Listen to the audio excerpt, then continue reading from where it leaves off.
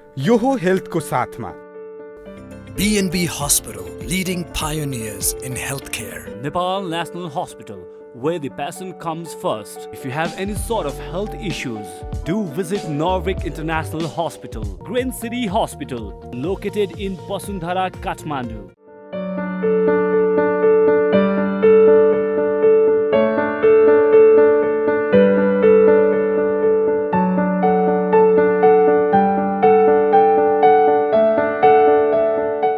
नमस्कार, यो टेलिभिजनको यो हेल्थ कार्यक्रममा यहाँलाई स्वागत छ। म शारदा थापा।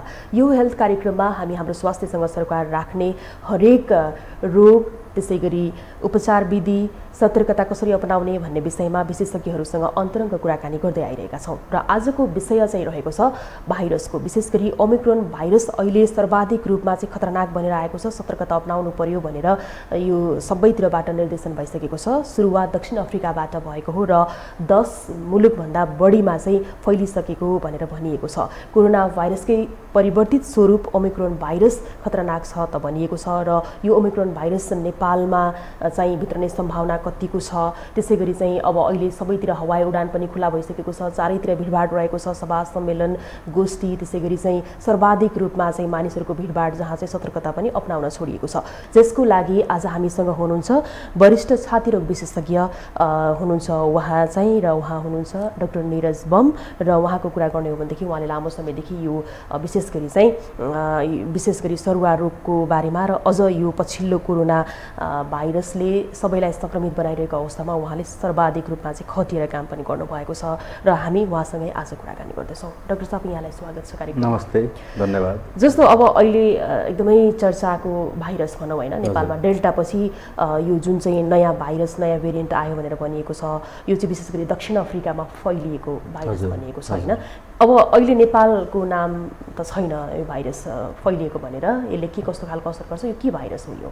अब पहिलो लहरमा जुन भाइरसहरू थिए, दोस्रो लहरमा स्वरूप परिवर्तन गरेर आयो डेल्टा भाइरस होइन। त्यसले गर्दा नेपालमा निकै सङ्ख्यामा हामीले हाम्रा आफन्तहरू गुमायौँ। करिब 10,000 नेपाली, 10,000 भन्दा पनि माथि बढी नेपाली नागरिकहरूको मृत्यु भएको छ।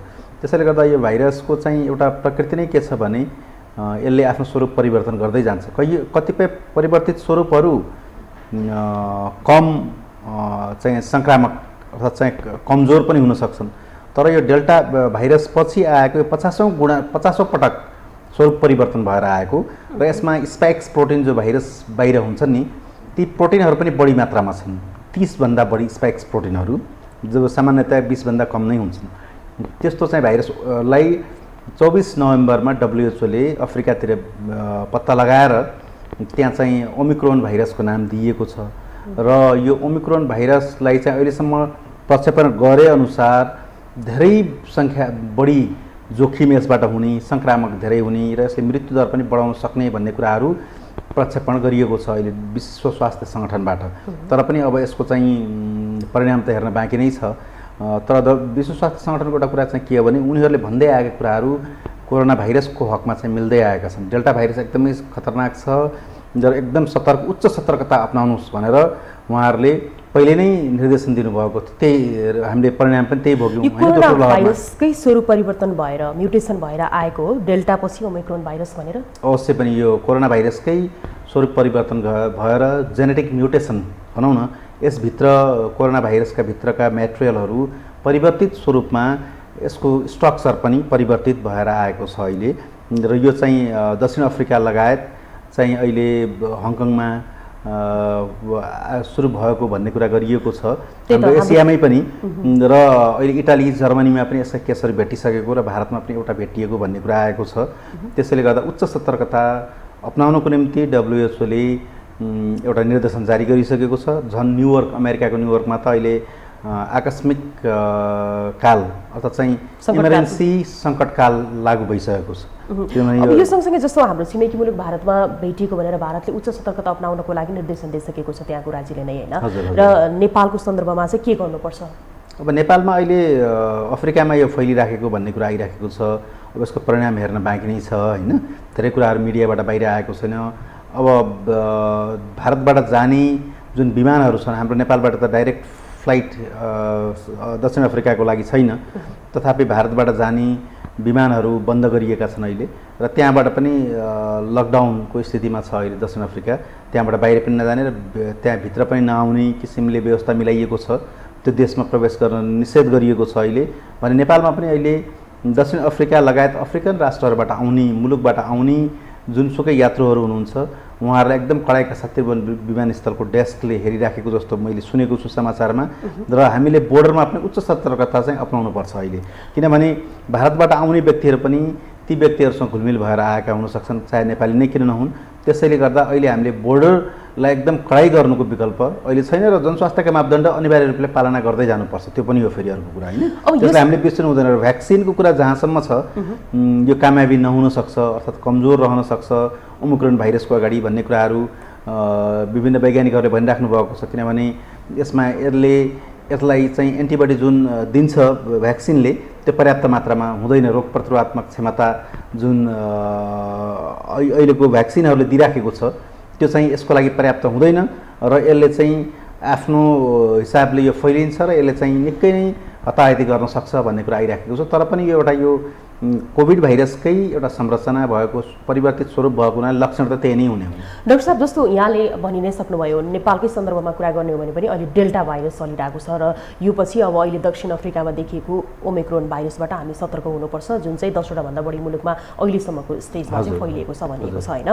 र यो ओमिक्रोन भाइरस 50औं पटक चाहिँ स्वरूप परिवर्तन गरेर आएको हो भनेर यहाँले भन्नुभयो। जस्तो कोरोना भाइरस भन्दा त डेन्जर भयो नि त डेल्टा भन्दा पनि होइन। के लक्षण हुन सक्छ यो सतर्क गराउनको लागि हामीले के चाहिँ थाहा पाउनुपर्छ? अब यो भाइरस नै हो र श्वास प्रश्वासबाटै सर्ने रेस्पिरेटरी भाइरस नै हो यो होइन। रेस्पिरेटरी भन्छौँ हामी, श्वास प्रश्वासको माध्यमबाट सर्ने, हाँच्यौ गर्दा या खोक्दा सङ्क्रमित व्यक्तिले स्वस्थ व्यक्तिमा जाने हो। तसर्थ यसमा चाहिँ लक्षण चाहिँ अहिले अफ्रिकामा पनि त्यही आइराखेको छ। त्यही नै हो। पहिलाको जुन डेल्टा भाइरस, गामा, काप्पा भाइरसहरू पहिला भाइरसहरू थियो नि, तिनीहरूले कोभिड भाइरसमा जुन लक्षणहरू देखाए जस्तो अब रुगा लाग्ने, खोकी लाग्ने, ज्वरो आउने होइन, शरीर गल्ने, गन्ध हराउने, त्यस्तै बास्ना हराउने, छातीमा असहज परिस्थिति उत्पन्न हुने, छाती गरुङ हुने, छाती दुख्ने, खोकी लाग्ने, छाती घ्यार हुने होइन, ककारमा कहिलेकाहीँ रगत देखा पर्ने लगायतका चाहिँ हिर्गटा लाग्ने, शरीरमा अक्सिजनको मात्रा कम हुने होइन, लक्षणहरू त यिनै हुन्। किनभने यो श्वास प्रश्वासबाटै फैलिने भाइरस हो र खालि स्वरूप मात्रै परिवर्तन गरेको हो। जस्तो स्वरूप परिवर्तनमा चाहिँ के हुन्छ? अब यसले चाहिँ स्वरूप परिवर्तनमा शरीरभित्र फोक्सोभित्र गएर जुन इन्फ्लामेटरी रियाक्सन्स भन्छौँ हामी होइन, क्रिया प्रतिक्रिया उत्पन्न गराउने इन्फ्लामेटरी मेडिएटर्सहरू गरेर निमोनिया गराउने फोक्सोमा प्रक्रिया त उही नै हुन्छ। तर त्यति मात्रै फरक हो कि त्यो भाइरस चाहिँ कति सङ्क्रामक छ र कति छिटो फैलन्छ भन्ने कुरामा मात्रै हो। किनभने सङ्क्रामक अर्थात् चाहिँ यसको भिरुलेन्स बढी भयो, बढी आक्रामक भयो भने यसले छिटो निमोनिया गर्न सक्छ। किनभने हाम्रो जुन तथ्याङ्क छ 85% बिरामीहरू त घरमै आइसोलेसनमै बस्नु हो, 15% मात्र अस्पताल आउनुभयो, त्यसमा 5% चाहिँ आइसियु गए। पहिलाको जुन तथ्याङ्कले देखायो, जुन वुहानबाट सुरु भएको इटाली होस्, जर्मनी होस्, बेलायत होस् लिएर अमेरिकासम्म पुगेर फेरि हुँदै खाडी मुलुकबाट भारतसम्म आइपुग्यो र नेपालमा पनि यसले तहल्का मच्चायो। त्यही नै तथ्याङ्कमा त्यही नै देखाएको थियो। नेपालमा पनि करिब 85% त होम आइसोलेसनमै बस्नुभयो।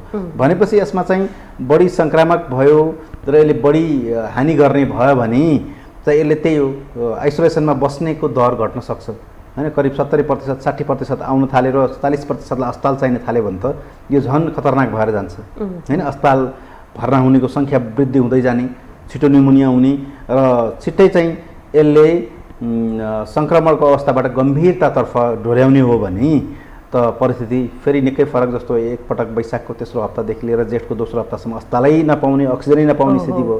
त्यो स्थिति छिटो आउन सक्छ। किन करिब हामी 2 हप्तामा त्यो स्थितिमा पुगेको थियौँ वैशाखको महिनामा डेल्टा भाइरसको कारणले गर्दा होइन। तर त्यो छिटो नै फैलिन थाल्यो भने त त्यो छिटो आउन सक्छ त्यो स्थिति फेरि। तर यो जुन चाहिँ ओमिक्रोन भाइरस भनेर आइरहेको छ नि अहिले, र यो भाइरस 50औं गुणा चाहिँ स्वरूप परिवर्तन गरेर आयो भनेर भनिएको छ।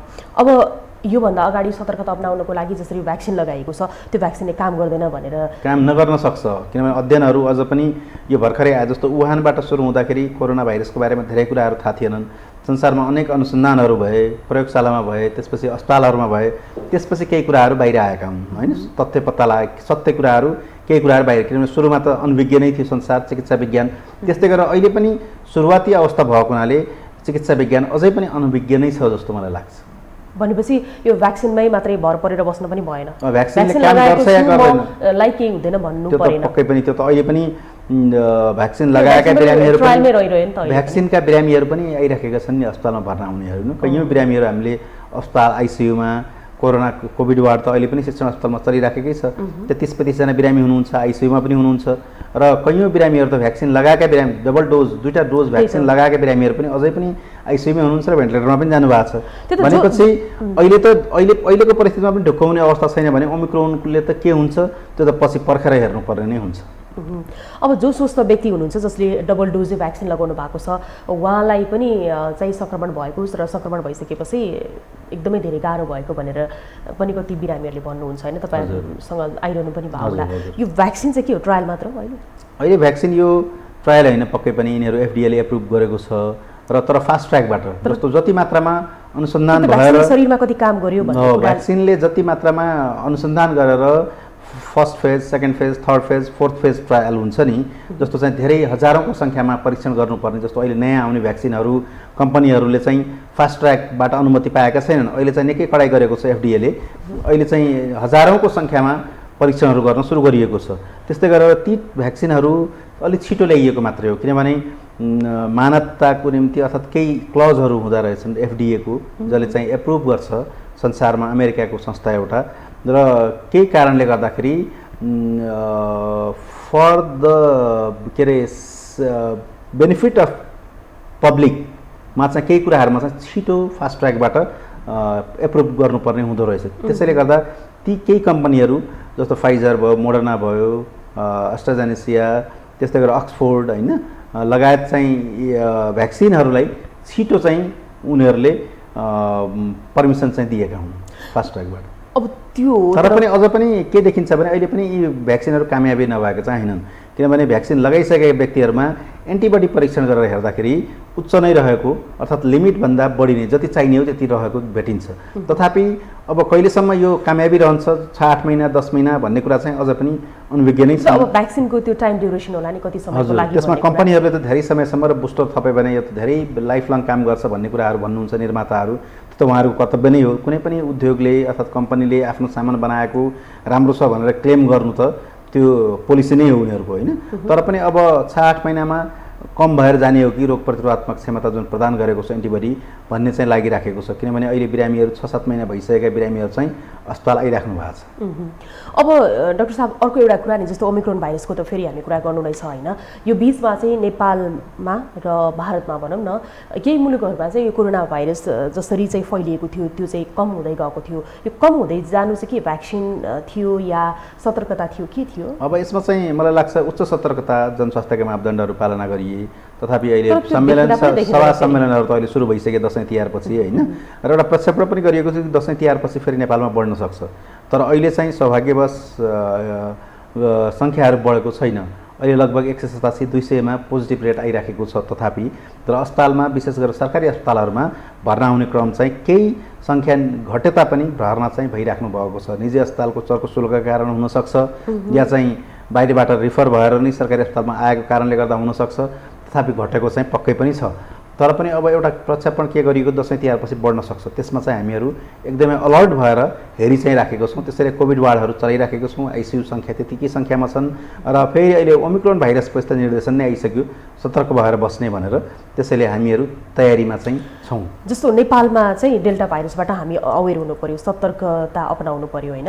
र अब जस्तो दसैँ तिहारपछि बढ्छ भन्ने प्रक्षेपण छ, अब तपाईँले भनेअनुसार चाहिँ हस्पिटलमा जुन फ्लो छ बिरामीहरूको त्यो अनुसार त अहिले अब बढिरहेको छ। यसलाई चाहिँ कसरी सतर्कता अपनाउने त? अब अहिले बढिरहेको सम्मेलन सबैतिर अस्पतालमा त नन कोभिडका बिरामीहरू एकदमै बढेका छन्, भिडभाड एकदमै बढेको छ। सभा सम्मेलन महाधिवेशनहरू सुरु भएका छन् होइन, विवाह जात्रा पर्वहरू सुरु भएका छन्। यो हामी देखिराखेका छौँ। अहिले विवाह अहिले पार्टी प्यालेसहरूमा पनि भिडहरू बढेको छ। त्यसैले गर्दा यसमा चाहिँ हामीले अत्यन्त जोखिमका बिचमा हामीहरू छौँ अहिले जस्तो मलाई लाग्छ। किन पोहोर पनि यही समयमा फर्केर हेर्दाखेरि अवश्य पनि घटेको थियो।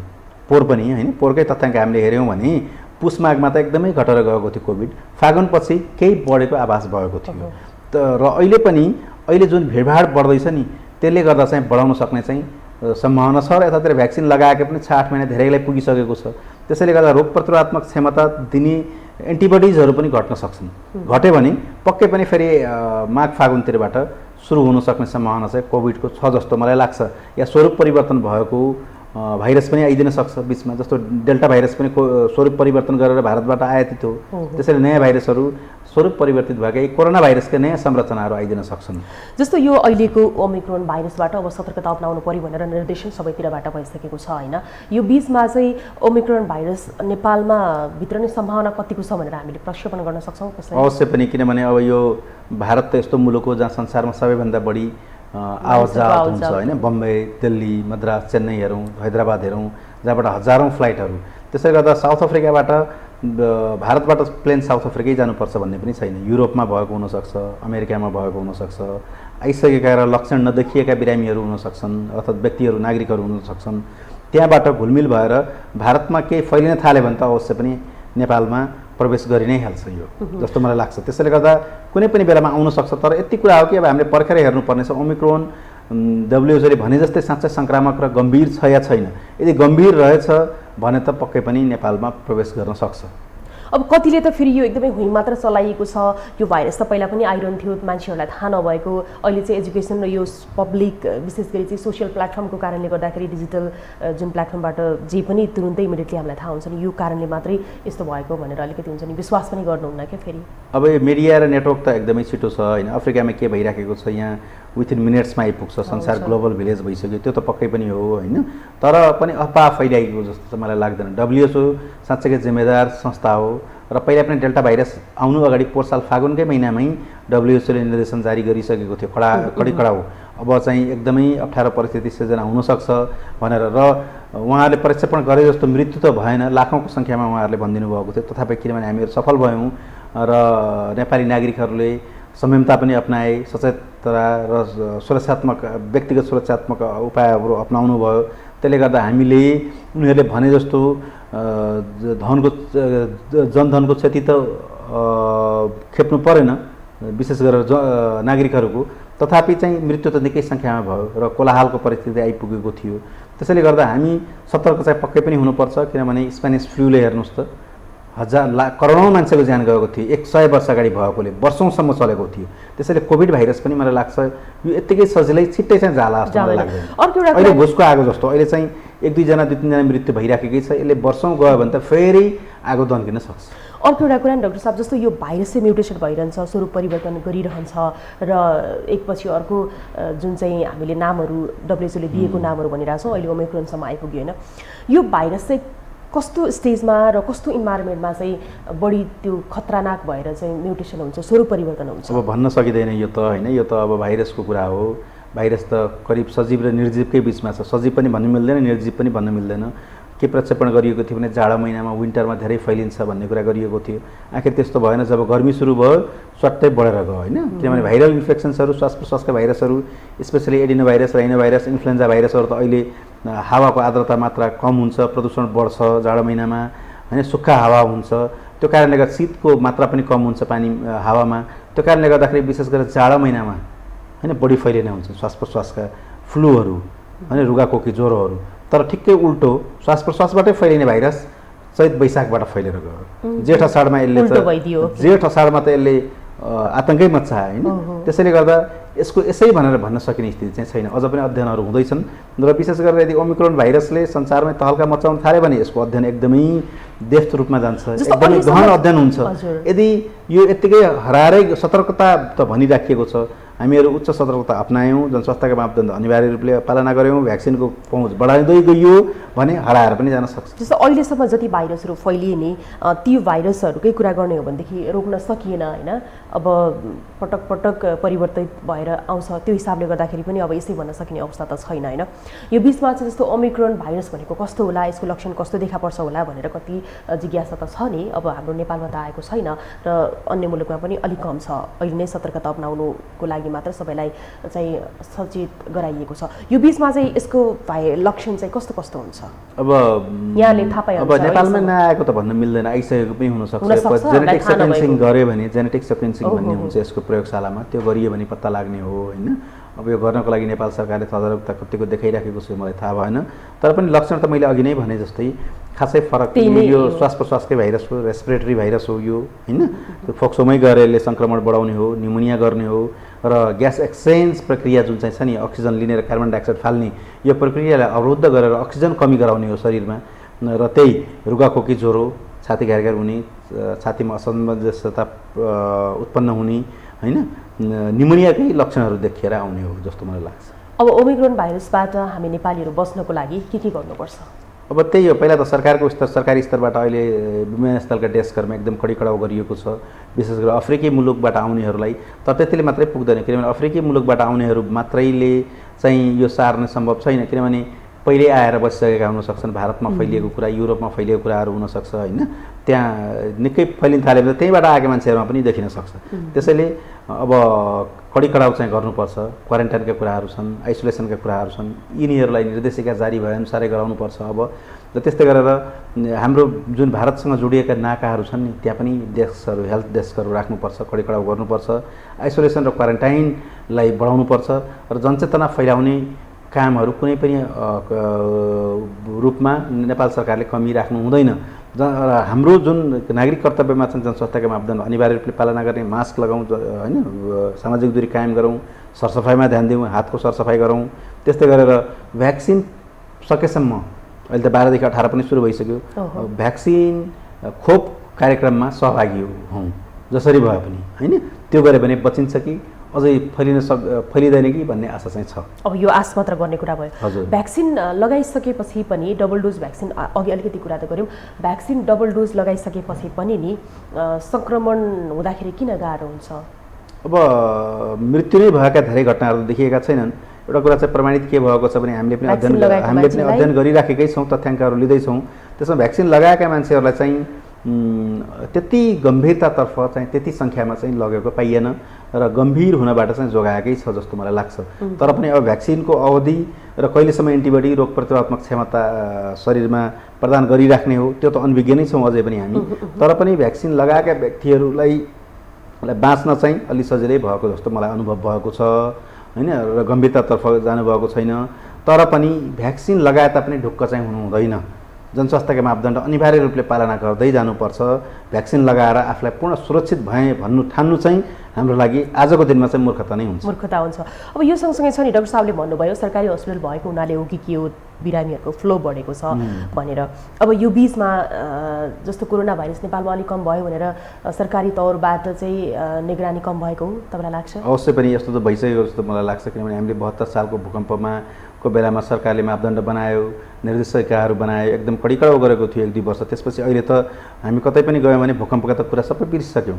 त्यस्तै अहिले पनि हुनसक्छ यो आर्थिक कारणले गर्दा, विभिन्न सामाजिक कारणले गर्दा आक्रान्त भएकोले गर्दा हुनसक्छ मुलुकमा दसैँ र तिहारमा हामीले भिड कति देख्यौँ होइन। अहिले कुनै कार्यालयहरूमा जाउँ, विद्यालयहरूमा जाउँ, त्यस्तै गरेर अस्पतालहरूमा जाउँ, खचाखच भरिएका छन्। ओहोर दोहोर नेपालैभरिबाट काठमाडौँमै ओइरिएका मान्छेहरू देखिन्छन् अहिले होइन। त्यसैले गर्दा अहिले महाधिवेशन, महासम्मेलनहरू सुरु भएका छन्। लाखौँको सङ्ख्यामा मान्छेहरू जम्मा हुनुभएको छ। मास्क पनि देखिँदैन फेरि होइन ती भिडमा। त्यसैले गर्दाखेरि यो कमजोरी त हामीबाट छ। त्यसैले गर्दा कुनै पनि बेलामा फेरि पनि हामी बिर्सनु हुँदैन र सरकारले कडाउ गर्न चाहिँ छोड्नु हुँदैन र कुनै पनि बेलामा फेरि पोहोर वैशाख जेठको अवस्था सिर्जना हुनसक्छ भन्ने चाहिँ मलाई लागिरहेको छ। प्रक्षेपण भयो। अब यो सँगसँगै छ नि डाक्टर साहब, अर्को एउटा कुरा चाहिँ जस्तो विकसित मुलुकहरूले त कति धेरै सतर्कता अपनाउँछन् होइन, उनीहरूको त त्यो सिस्टमै फरक हुन्छ। हाम्रो नेपालको जस्तो जे पाए त्यही, जे मन लागे त्यही गर्ने सिस्टम पनि हुँदैन। तर पनि युरोप, अमेरिकामा चाहिँ यो कोरोना भाइरस एकदमै धेरै बढेको हामीले समाचार सुनिरहेका छौँ र नेपालमा अलिकति घटेको, अर्थात् दक्षिण एसियामा अलिकति घटेको हामीले सुनेका छौँ।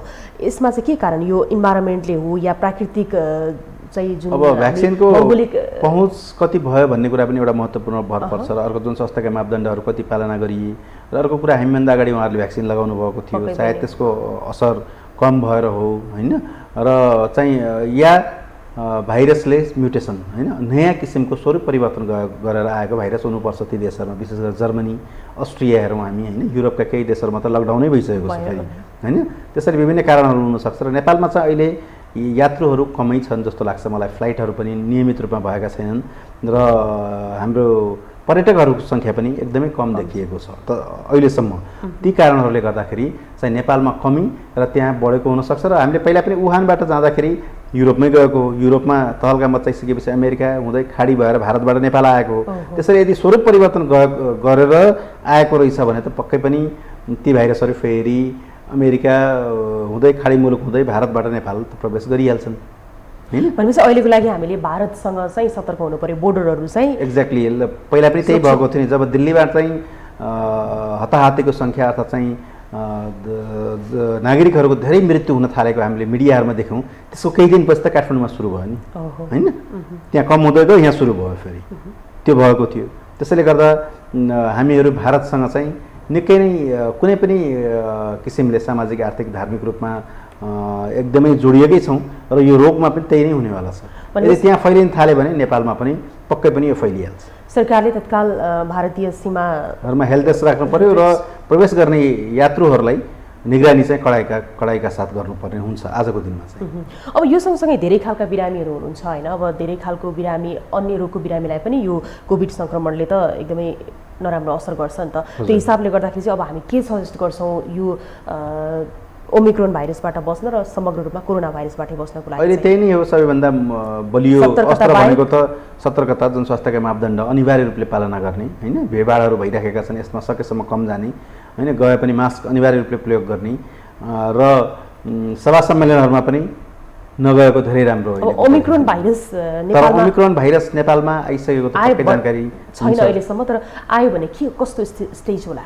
अब यो त प्रक्षेपण गर्न बडा गाह्रो छ, कतिको कडा छ यो भाइरस होइन, र कतिको तहल्का मचाउँछ, कतिको सङ्क्रामक छ, कतिको गम्भीर रूपमा अवस्थामा लग्छ, किनभने यो भाइरस नितान्त नौलो हो संसारमा होइन।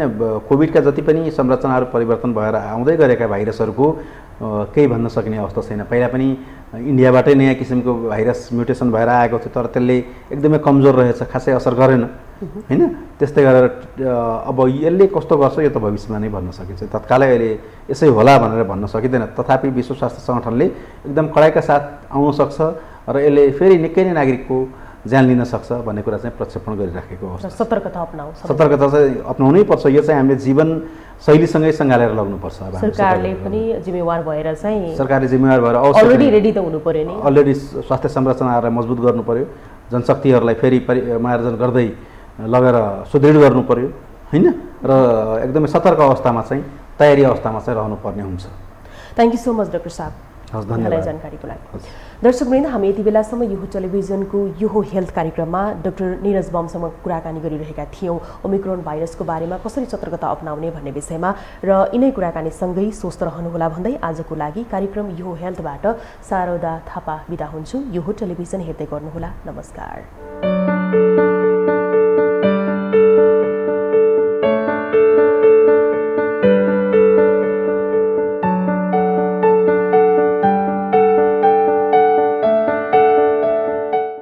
यो हो हेल्थको साथमा B&B Hospital, leading pioneers in healthcare. Nepal National Hospital, where the patient comes first. If you have any sort of health issues, do visit Norvik International Hospital, Green City Hospital, located in Basundhara, Kathmandu.